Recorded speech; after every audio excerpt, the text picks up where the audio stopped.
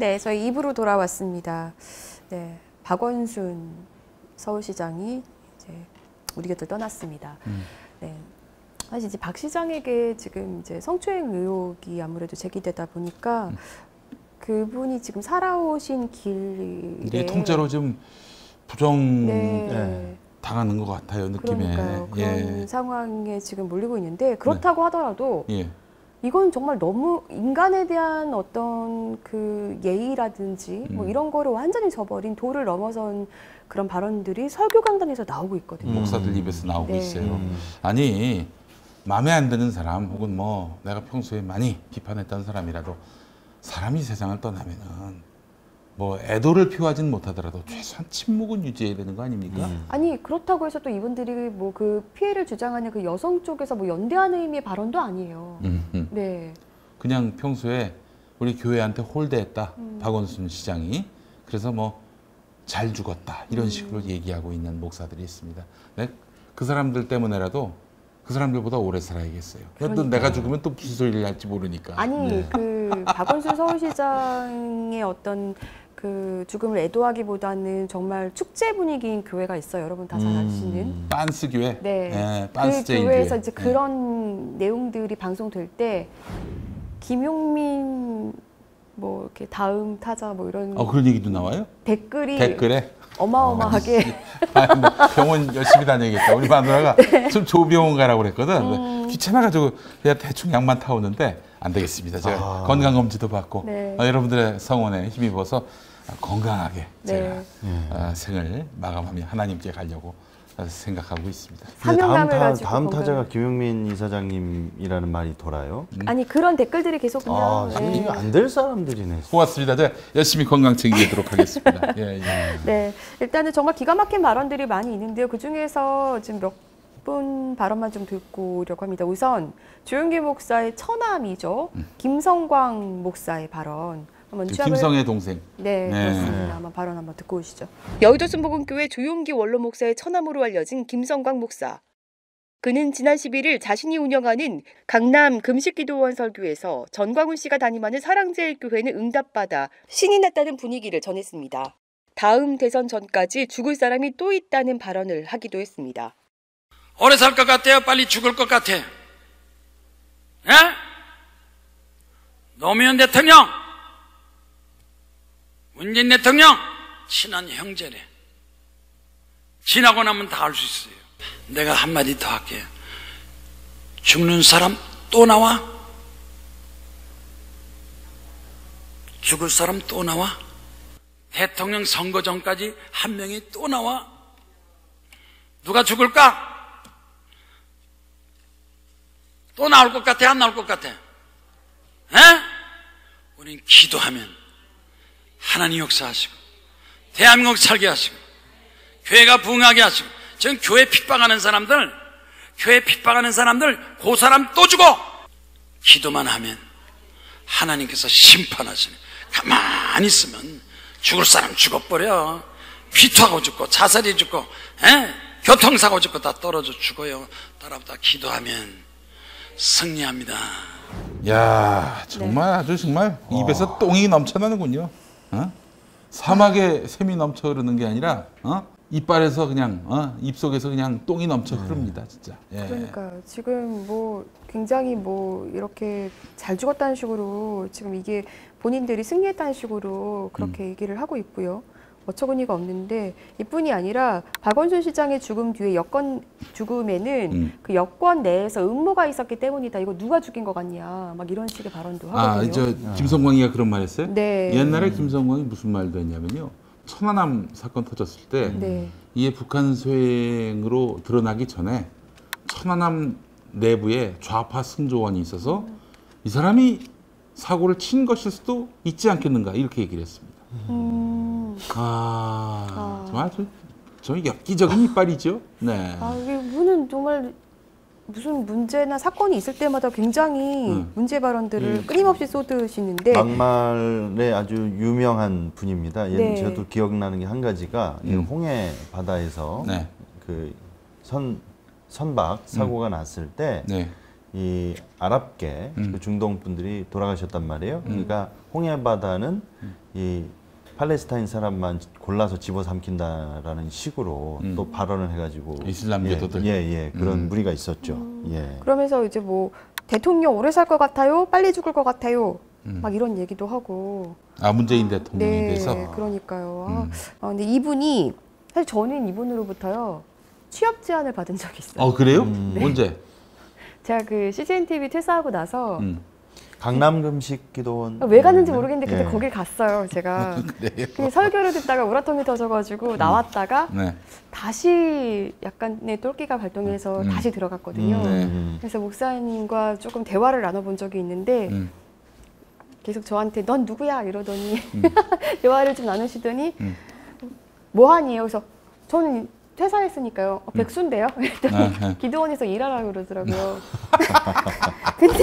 근데 기도원에서 일했으면 퇴직금도 못 받을 뻔했어요. 퇴사할 때. 왜요? 이거 과거에 그 직원 퇴직금 주지 않아서 이분 문제됐던 적도 있고. 그래요? 이분이야말로 고소당하셨죠? 예. 네, 그 성추행 의혹에도 이분 이 양반도? 예, 휩싸였었는데 그래서 그런지 그 성추행 의혹 관련해서는 언급을 하지 않았고요.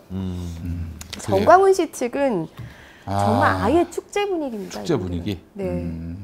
뭐 정광훈 씨가 우리가 이겼다. 하나님이 날려버렸다.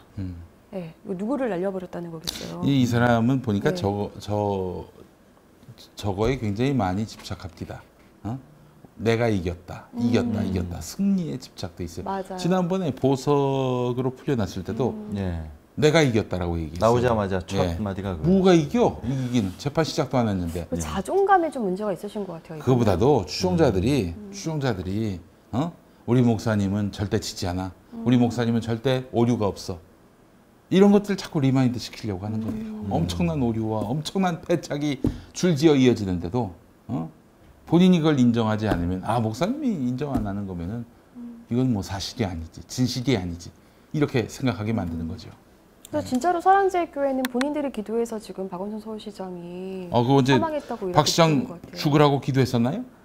그렇게 기도한 적은 없지만 마치 그런 것처럼 지금 다 대동단결해서 그렇게 분위기를 지금 몰고 가고 있고 그렇게 느끼잖아요. 하나님이 7배, 70배의 그런 답을 주셨다 뭐 이렇게 믿는 모양이군요. 예. 답답합니다. 예. 그러면서 어떤 얘기들도 나오냐면요. 성문란이 좌파의 특징이고 이렇게 어떤 좌파 정치인들 중에서 극단적인 선택을 하는 인물들이 계속 나오는 거는 공산주의 유물론 때문이다.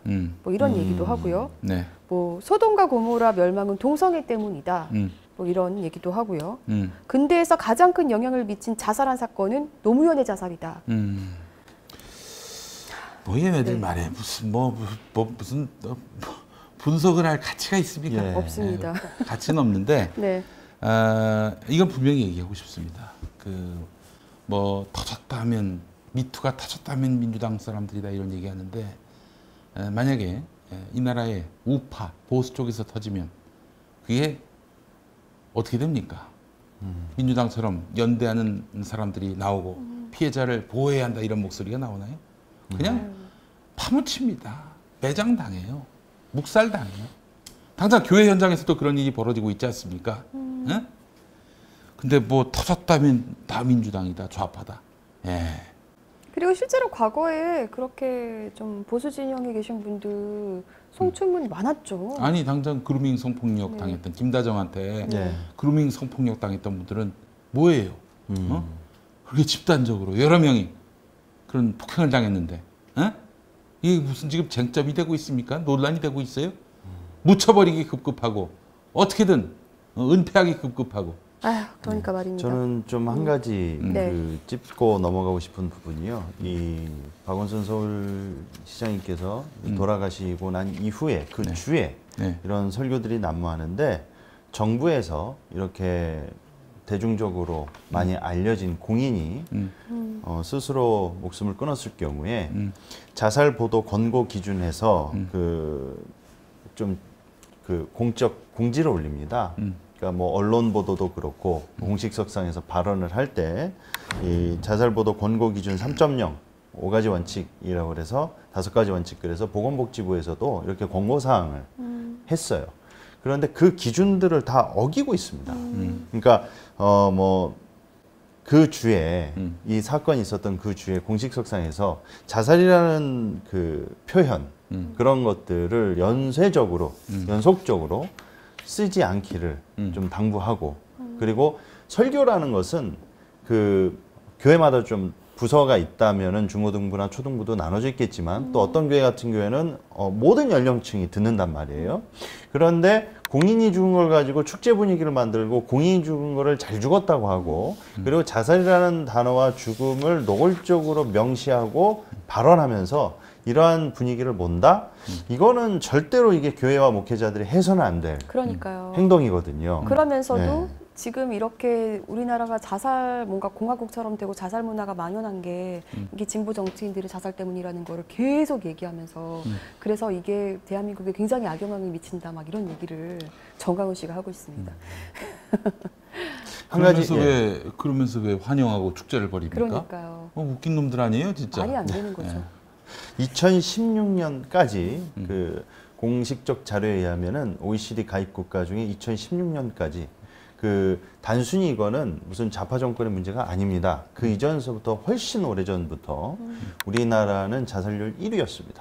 근데 이렇게 자살률이 많은 게 단순히 좌파 정권의 그 체제 때문에 그런 거라고 단정 짓는 거는 너무 낭설에 가깝다. 아니 공산주의 유물론 때문이라잖아요. 어떻게 유물론 같은 소리 하고 있어. 유물론이 그런 게 어딨어. 네. 네. 하여간 저기 우리 빤스 전광훈 씨 아주 그냥 뚫린 입이라고 멋대로 헛소리를 해야 되는데 한번 두고 봅시다. 네.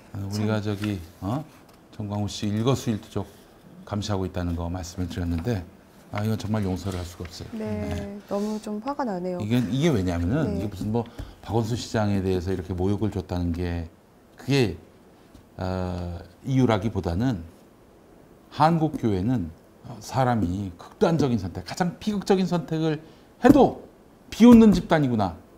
이건 인간 이하의 집단이구나라는 인식을 심어줬단 말이에요, 이자들이. 너희들 때문에 한국 교회가 또 한 번 완전히 쓰레기가 됐습니다. 나락으로 떨어졌어요. 이 책임을 분명히 묻도록 하겠습니다. 그러니까 말입니다. 예. 근데 여기에 그 이계성 대한민국 수호천주교 모임 대표가 정광훈 씨랑 계속 함께 하잖아요. 이분이 저를 밀어서 이제 약식 기소. 그 사람이었어요? 이분이세요. 다시 한번 이름이 뭐라고? 이계성 대표입니다. 개성이야? 네. 이분이 대수천이라고 해서 대한민국 수호 천주교 모임 대표인데 이분도 계속 이제 정광훈 씨와 계속 행보를 함께 하시거든요. 이분이 문재인의 탄압, 박원순의 탄압을 눈물나게 받으면서 예수님 살려주십시오 기도했는데 들어주셨다. 정광훈 목사에게 여러 사람이 뭐 그냥 갔다라고 이렇게 말을 들었는데 하나님 말씀 어기면 언제 가만히 간다, 그러니까 뭐 사망한다, 뭐 이런 얘기를 계속 하는 거죠. 그러면서 최근에 그 SNS에서 유포되는 그 고소장 비슷한 그 문건이 있었잖아요. 사실 그게 누가 쓴 건지도 알 수 없고 사실 굉장히 뭐 사실 여부도 굉장히 불투명한 찌라시성 글인데 사실 아니에요. 그거 네. 지어낸 거예요. 가짜예요, 가짜. 그거는 사실 굉장히 그렇게 보이죠. 그리고 그 피해를 주장한 그 여성이 경찰에 제출한 고소장이 아니라는 거는 이미 판명이 났고. 그렇지. 네. 근데 그 글 중에서 정말 가장 자극적인 문구가 있어요. 그거를 교인들 앞에서 읽어주면서. 사실 이거는 진짜 사자 명예훼손 아닙니까? 그렇죠. 가짜뉴스 유포고. 그럼요. 네. 이런 일들을 하고 있으면서 본인들이 종교인이라고 하고 있는 거고. 성창경 KBS 공영노조 위원장. 이 사람 같은 목사예요, 경우도 목사. 네. 네. 이분도 눈에 보이지 않지만 하나님께서 좌파를 몰아내고 있다. 그러면서 이분도 또 노무현 대통령을 또 계속 이렇게 또 거론을 했습니다. 노무현이 죽고 나니까 갑자기 영웅이 됐다. 노무현이 사람 사는 세상을 어떻게 만들었냐. 대한민국 발전에 뭘 기여했냐. 무슨 노무현 정신이 있냐. 대통령이 돼가지고 뭐 언론과 싸움이나 하고 재벌 해체로 대한민국 갈등 만들었던 사람이 노무현이다. 재벌이 언제 이러면서 해체됐어? 응? 그렇게 주장을 합니다. 헛소리하고 그러니까 나갔어. 지금 이렇게 견고하신데 그러면서 이제 박원순의 죽음으로 그 사람을 영웅 만들어서 안 된다. 뭐 이런 걸 주장하셨고요. 우리 저 이게 성창경 씨 네. KBS 공영노조 아주 극우 노조죠. 그러니까요. 지금은 저기 현직 아니에요. 그만뒀어요. 근데 제가 언론에서 너무너무 기가 막힌 게 KBS 내에서 사실 이분들이 성명서를 계속 줄기차게 내잖아요. 네, 그러면 그러면은 조선일보. 뭐 조선일보도 있고 몇몇 언론들이 있는데 그런 게 나오면은 KBS 내부의 어떤 조직 내에서도 뭐 양분화된 목소리가 나온다 또 이런 식으로 기사들을 쓴단 말이에요, 기자들이. 참 답답합니다. 그 아주 굉장히 극소수 노조인데. 네. 성창경 씨가 하여튼 뭐 이렇게 신앙을 운운하고 윤리를 운운하고 그러긴 참 쉽지 않은 분인 것 같은데 말이죠. 예, 참 안타깝습니다. 예. 그래서 비판. 언젠가 또 뭐 이 양반과 관련한 이야기들이 또 백일화에 드러날 날이 오겠죠. 예. 네. 예, 저는 두 분께 좀 여쭙고 싶은 게 그 박원순 시장 성추행 의혹 진상조사가 필요하느냐라는 그 설문조사에 64.4%가 필요하다고 답을 했더라고요. 두 분은 좀 어떻게 생각하세요? 이거는 뭐 그 박원순 시장을 가해자로 단정한 의견이라기보다는 저도 아마 이런 설문이 저한테 왔다면은 필요하다라는 입장을 밝혔을 겁니다. 왜냐하면은 기본적으로 지금의 논란은 무익한 논란이에요. 우리가 실체를 아무것도 모르는데 무슨 누가 가해자다 누가 피해자다 이런 얘기를 하는 것 자체가 무익한 일이거든요. 그러니까요. 그 애먼 사람한테 또 상처를 줄 수 있는 일이기도 하고 말이죠. 그래서 지금은 어떤 사실에 관한 판단이 아니라 뭐랄까요? 신념의 대결이라고 해야 될까? 난 저 사람이 가해자로 보여. 난 저 사람이 피해자로 보여. 이런 신념의 대결이라고 봅니다. 이걸 해소할 수 있는 길은 진상규명인데 쉽지는 않을 겁니다. 인정하고 또 동의할 그런 한 당사자가 지금은 세상에 안 계시기 때문에 그래요. 예. 그러니까요. 근데 어쨌든 뭐 가능한 모든 방법을 다 동원해서 성추행 의혹이 진실이었는지 아니면은 가짜였는지 규명하는 작업은 좀 필요하다고 생각을 합니다. 저 돌아가신 후에 솔직히 이제 와서 이게 무슨 소용이 있나 싶었는데 지금 시점에서는 저도 해봤으면 좋겠습니다. 네. 그래요. 선생님 어떠세요? 저도 하는 게 좋다라는 생각을 가지고 있는데요. 제가 SNS에도 밝혔지만 제가 그 그루밍 성폭력 피해 여성들 기자회견을 또 준비를 했었었고 네. 그리고 이제 저희 여기 계신 네. 권지영 기자님하고 센터장님하고 같이 준비도 했고 그래 왔지만 지금 그 고소인을 대리하고 있는 변호인 측의 그 태도가 저는 솔직히 좀 이해가 안 되는 지점이 많습니다. 왜냐하면 이 정도로 이슈화가 되고 이 정도로 논란이 됐으면 한 사람이 죽었다면 예, 양쪽이 지금 다 첨예하게 대립하고 있어요. 그러면은 그리고 지금 그 변호인은 고소인의 신분과 그리고 모든 것을 보호해줄 위치에 있단 말이에요. 네. 그러면은 더 이상 지금 논란의 쟁점은 뭐냐면요. 이 박원순 서울시장님께서 생전에 그러한 혐의가 있을 만한 납득할 만한 증거가 있느냐 없느냐. 우리가 더 이상 박원순을 옹호하거나 오늘 또 실드 칠 만한 그런 빼박 증거가 있느냐 없느냐 본인들이 가지고 있다고 얘기를 한 거예요. 그러면은 더 이상 말이 나오지 않게 최대한 단기간에 이것을 고소인을 위해서라도 이 사건을 가지고 기자회견을 장기화시켜서 질질 끌수록 고소인은 정신적 피해가 더 크다고 보여지거든요. 그러니까요. 당연히요. 네.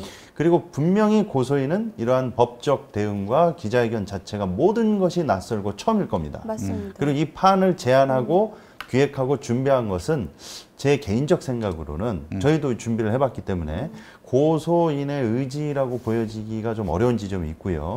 그리고 그 변호사라는 분이 너무 이전의 행보나 활동들에 있어서 상당히 정치적인 스텝이 많으셨기 때문에 그 의도와 순수성은 제가 뭐라 하지는 않겠습니다만 이런 방식으로 일주일에 이렇게 텀을 주는 방식으로 자신들이 가지고 있는 박원순 서울시장의 자료, 증거 자료를 한두 개씩 이렇게 언론에 흘리는 거 이거는 결코 바람직한 모습으로 보여지지가 않는다. 저는 단호하게 그러니까 이렇게 사실 말씀드리고 저희도 이제 피해성들을 이제 보호하는 입장에서 뭔가 기자회견도 같이 열고 했지만 저희가 가장 먼저 고려했던 거는 피해 여성들 보호, 그 사람들이 어떻게 하면은 이게 보호받을 수 있을지 예. 사실 그거에 가장 초점을 뒀었거든요. 사실. 그러니까 지금 이런 방법과 이런 형태로 분위기가 흘러가는 거는 무슨 마치 시리즈별로 내놓듯이 이런 거는 적어도 제 주관적 관점에서 보면은 지금 저 변호인 측에서 저런 식으로 이걸 장기화시키는 거는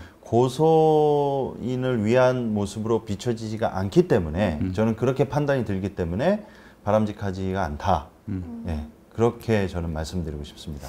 사실 뭐 이제 어쨌든 피해를 호소하는 사람이 있으니까 그 사람에 대한 무조건적인 어떤 연대, 뭐 전폭적인 지원 이런 거가 그렇게 불가능한 거냐, 왜 그렇게 안 하냐 이렇게 말씀을 하시는 분들도 있는데 사실 이게 되게 어려운 얘기인 것 같아요. 그래서 이문정 검사나 서지현 검사 같은 경우도 네. 두 사람한테 계속 입장을 정하라고 그렇게 한다고 하잖아요. 그래서 두 분 다 굉장히 어려움을 호소하고 계시던데 또 그 진혜원 검사 역시 굉장히 네. 냉정한 태도를 보이고 있어요. 네. 여성 검사 3명이 분위기에 휩쓸리지 않고 굉장히 지금 상당히 냉정하게 이 상황을 주목하고 있는데 저희도 그분들처럼 뭔가 이 사안을 바라볼 때는 팩트에 기반해서 네. 냉정하게 팩트에 기반해서 이렇게 사안을 분석하고 그렇게 해서 결론을 도출한 뒤 판단에도 늦지 않는다. 예.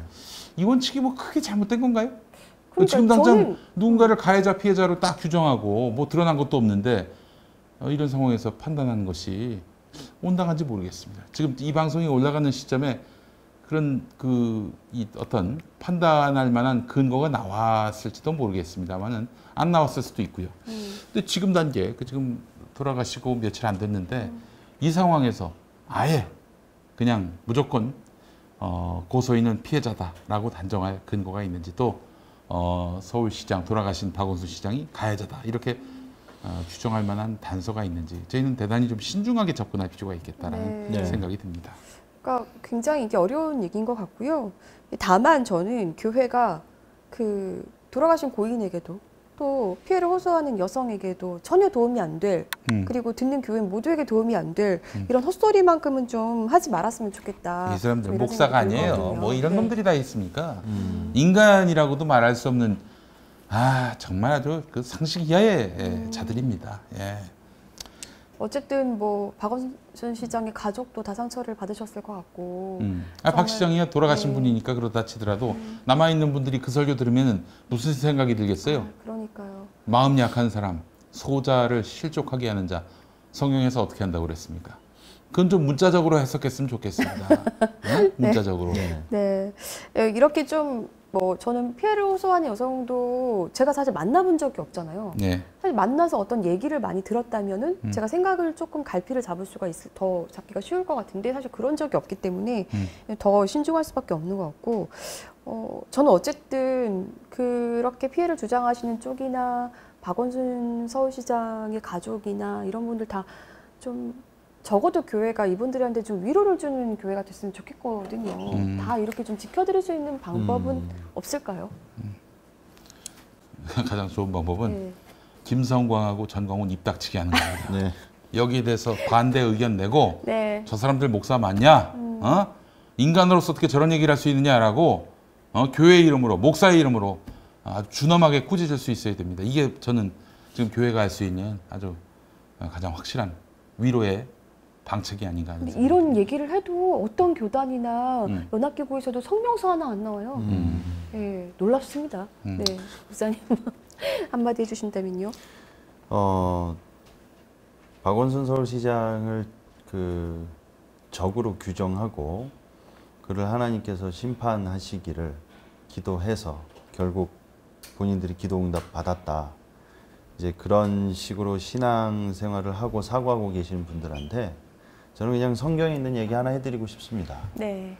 다윗을 그렇게 죽이려고 했던 사울왕도 막상 사울이 스스로 목숨을 끊죠. 다윗이 애가를 부릅니다. 축제 분위기를 몰지 않았고 심지어 그 자살한 그 스스로 목숨을 끊은 사울왕의 시신을 갖고 본인이 죽인 것처럼 와서 보고한 사람까지도 다시 처벌을 하죠. 그러한 모습들이 어떻게 보면은 기독교인으로서의 자세라는 것이죠.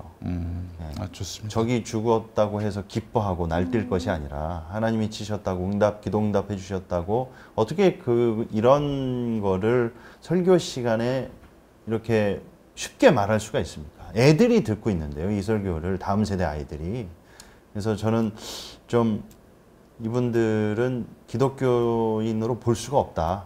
예, 과연 예수를 믿는 사람들이 맞는가? 예, 그 정도로 참 착잡한 마음입니다. 예. 네, 적어도 상식은 지키는 교회가 예. 됐으면 좋겠습니다. 네, 오늘 여기까지 할까요? 네, 그러시죠. 네, 오늘도 함께해 주셔서 감사합니다. 다음 시간에 뵙겠습니다.